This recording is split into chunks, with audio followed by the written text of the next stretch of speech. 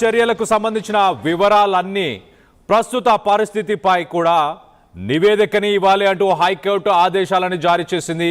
Miss అయిన పిల్లల విషయంలో సుప్రీంకోర్టు ఇచ్చిన స్టాండర్డ్ ఆపరేటింగ్ ప్రొసీజర్ని పాటించారా లేదా చెప్పాలంది కోర్టు.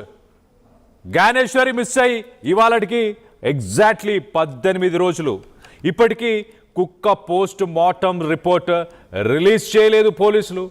చిన్నారి ఆచూకీ కనుగొనడంలో మరి పోలీసులు విఫలమయ్యారా, నిజంగానే ఫెయిల్ అయ్యారని అనుకోవాలా?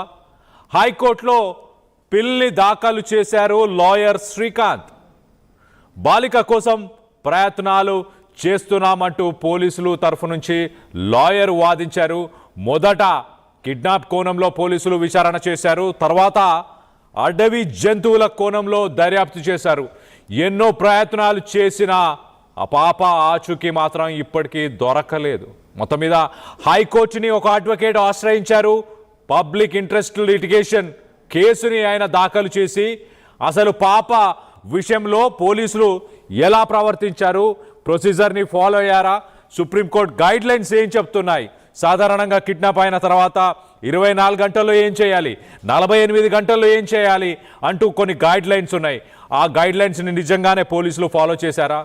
ఆ పాప విషయంలో పోలీసులు తీసుకున్న ప్రతి చర్య, వాటికి సంబంధించిన ప్రతి డీటెయిల్ కూడా హైకోర్టుకి అందించాలి, ఒక నివేదికని ఇవ్వాలి అంటూ కూడా ప్రస్తుతానికి హైకోర్టు అడగడం జరిగింది. మరోపక్కన ప్రజెంట్ సిట్యుయేషన్ ఏంటి, ప్రస్తుత పరిస్థితుల పైన కూడా, అంటే ఇప్పుడు ఏం చేయబోతున్నారు, ఇప్పుడు ఏం చేస్తున్నారు పోలీసులు, ఇంకా ఏం చేయాలని ఆలోచిస్తున్నారు, వీటికి సంబంధించిన ప్రతి విషయాన్ని హైకోర్టుకి ఒక నివేదిక రూపంలో ఇవ్వాలంటూ హైకోర్టు ఆదేశాలను జారీ చేసింది.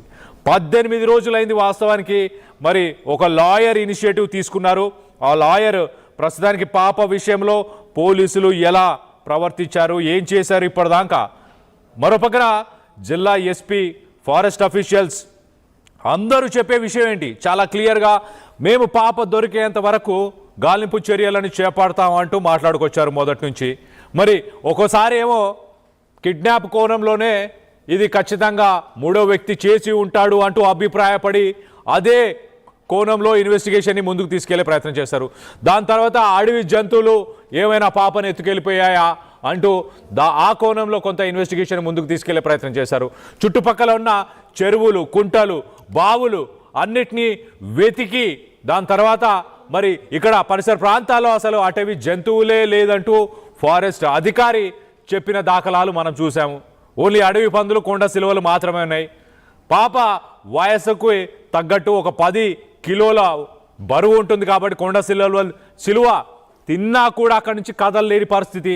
సో కొండ సిలువల పాములని రూల్ అవుట్ చేసేశారు. అడవి పందులు దాడి చేస్తుంటే దానికి సంబంధించి అంటే పాప ఆనవాళ్ళు, పాప బట్టలకు సంబంధించిన ఆనవాళ్ళు, లేక రక్తపు మరకలు అలా ఏవైనా కనిపించే అవకాశం ఉండేది, అది కూడా లేకుండా పోయింది.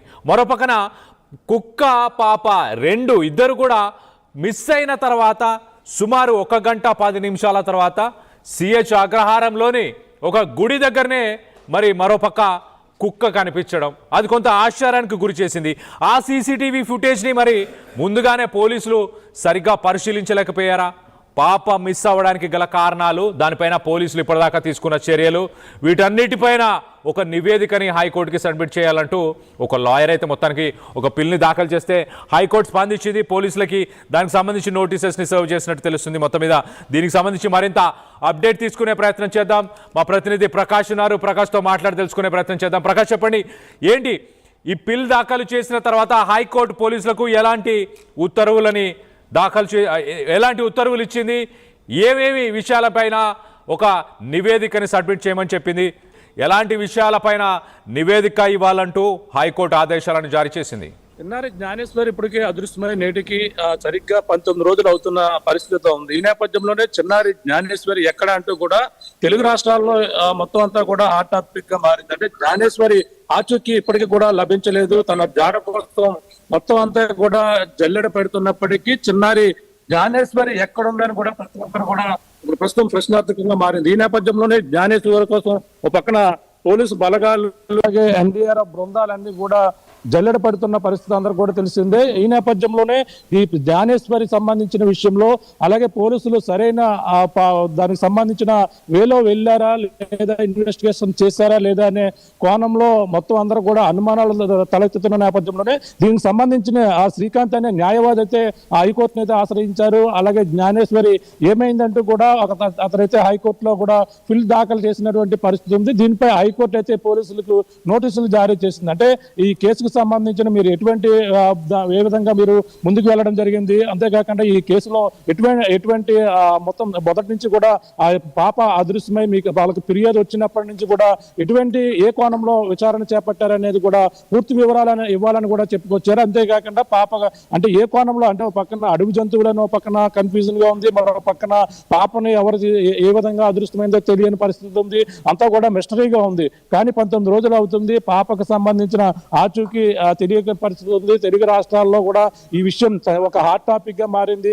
జ్ఞానేశ్వరి కుటుంబ సభ్యులు మాత్రం తన పాప ఏమైంది ఏదో ఒక వివరాలు చెప్పాలంటూ కూడా తనైతే చెప్తున్నటువంటి పరిస్థితి ఒక పక్క కనపడుతుంది. ఈ నేపథ్యంలో మరి జ్ఞానేశ్వరి సంబంధించిన విషయంలో పోలీసులకు అయితే ప్రస్తుతం హైకోర్టు అయితే కీలక ఆదేశాలు అయితే ఇవ్వడం జరిగింది. పాప ఆచూకీ కనుక్కునేందుకు తీసుకున్నటువంటి చర్యలు అలాగే ప్రస్తుత పరిస్థితి ఏ విధంగా ఉందనే దానిపై కూడా వివరాలు ఇవ్వాలంటూ కూడా హైకోర్టు ఆదేశాలు ఇచ్చిన పరిస్థితి ఉంది. మిస్ అయిన విషయంలో సుప్రీంకోర్టు అయితే ఈ విషయంలో మరి శ్రీకాంత్ న్యాయవాది వేసినటువంటి ఫిల్ ఆధారంగానే ఆ వివరాలు పొందుపరచాలంటూ కూడా చెప్పిన నేపథ్యంలోనే ఇప్పుడు ప్రస్తుతం పోలీసులు కూడా అనేక కోణాలు అంటే మొదటి నుంచి కూడా కేవలం పాప ఏమైంది అనేది కూడా దాదాపుగా 200 మంది పోలీస్ బృందాలు కాకినాడ డివిజన్ కాకినాడ జిల్లా ఎస్పీ బిందు మాధవ ఆధ్వర్యంతో పాటు అలాగే ముఖ్యంగా పెద్దాపురం డిఎస్పీ ఎవరైతే ఉన్నారో బాలగంగాధర్ తిలక్ నేతృత్వంలో మొత్తం సర్కిల్ మొత్తం ఆయన ఉన్నటువంటి డివిజన్ పరిధిలో ఉన్నటువంటి పోలీసులందరూ కూడా బృందాలుగా జల్లెడ పెట్టారు. ఎస్డిఆర్ బృందాలు కూడా దీనిపై మొత్తం అంతా కూడా ముందుగా మొత్తం అంతా పరిశీలించారు. ఏపీ ఉప ముఖ్యమంత్రి కూడా పవన్ కళ్యాణ్ దృష్టికి వెళ్లడం జరిగింది. ఎన్డీఆర్ బృందాలతో పాటు అలాగే అనుమాన బృందాలు కూడా మొత్తం జల్లెడ పెట్టాయి. కానీ పాప ఆచూకీని ఏమాత్రం కూడా కనుగొనలేకపోయారు. వచ్చినటువంటి కుక్కకు సంబంధించిన విషయంలో కూడా ఆ పోలీసులు తీరుపై కూడా కొంచెం అలాగే జంతు ప్రేమికులు కూడా అసహనం వ్యక్తం చేస్తున్నారు. ఎందుకంటే కుక్క 3 రోజుల తర్వాత వచ్చింది, పాపకు సంబంధించిన ఒకే ఒక క్లూ, ఆ క్లూకు సంబంధించిన కుక్కకు సరైన వైద్యం అందిస్తే ఆ కుక్క బతికేదేమో అనేది కూడా జంతు ప్రేమికులు చెప్తున్నటువంటి వాదన. ఆ విషయంలో కూడా కొంచెం కుక్కకు సంబంధించిన విషయంలోనే దాని చనిపోయింది. ఆ కుక్కకు చనిపోయిన నేపథ్యంలో పోస్ట్ మార్టం రిపోర్ట్ కూడా రావాల్సిన పరిస్థితి ఉంది. కానీ అది కూడా ఇంకా లేట్ అవుతుంది. ఆ లేట్ అవుతున్న నేపథ్యంలో అందరిలో కూడా ప్రశ్నార్థకంగా మారుతుంది. పాప చిన్నారి జ్ఞానేశ్వరి ఎక్కడుంది, తన యొక్క జాడ ఇంకా తెలియని పరిస్థితి ఉంది. ఒక పక్కన అనేక అనుమానాలు అంటే అక్కడ ఉన్న